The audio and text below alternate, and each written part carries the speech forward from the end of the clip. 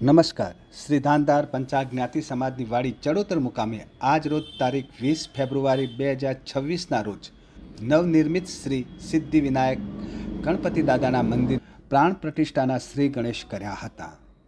આજના આ અવસરની શુભ શરૂઆત વૃદ્ધિ, વિકાસ, સમૃદ્ધિ અને પવિત્રના પ્રતીક એવા ઝવેરાના વાવણીથી કરવામાં આવી હતી. આજે આ ઝવેરા વાવેતરની વિધિ ધાર્મિક, શાસ્ત્રોક્ત, શ્રદ્ધા અને સંપૂર્ણ વૈદિક મંત્રોચ્ચાર સાથે શાસ્ત્રી શ્રી અનિલભાઈ જોશીના કરકમળોથી કરવામાં આવી હતી.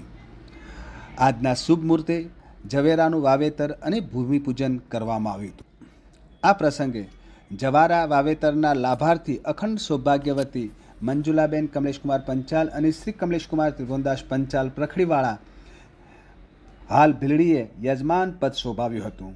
આ પ્રસંગે મલાણી સાઈડ ગોળ અને ટ્રસ્ટના પ્રમુખ શ્રી ચેલાભાઈ એન પંચાલ, ડીસાવળ ગોળના પ્રમુખ શ્રી ભરતભાઈ યુ પંચાલ, સમૂહલગ્ન સમિતિના પ્રમુખ શ્રી દિલીપભાઈ કે પંચાલ, સમૂહલગ્ન સમિતિના ખજાનચી ડાયાભાઈ એચ પંચાલ, ટ્રસ્ટના મંત્રી શ્રી અમૃતભાઈ બી પંચાલ, ટ્રસ્ટના ખજાનચી Narottambhai A Panchal, Shri Natwarbhai R Panchal, Rameshbhai B Panchal હોલમાર્કવાળા, Shantibhai U Panchal, Rameshbhai B Panchal Madana, Rameshbhai B Panchal J R સ્પાઇસવાળા, ચેતનભાઈ આર પંચાલ મલાણાવાળા, ભરતભાઈ જે પંચાલ, રમેશભાઈ પંચાલ ગઠામણ તથા કાંતિભાઈ પંચાલ ઉપરોક્ત દરેક લાભાર્થીઓએ સપરિવાર સાથે આજે ભૂમિપૂજનમાં સહયોગી બની વિધિવત ભૂમિપૂજન કર્યું હતું.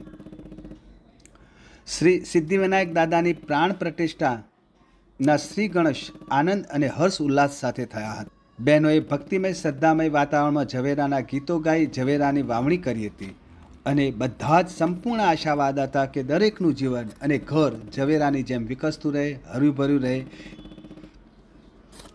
કાર્યક્રમના અંતે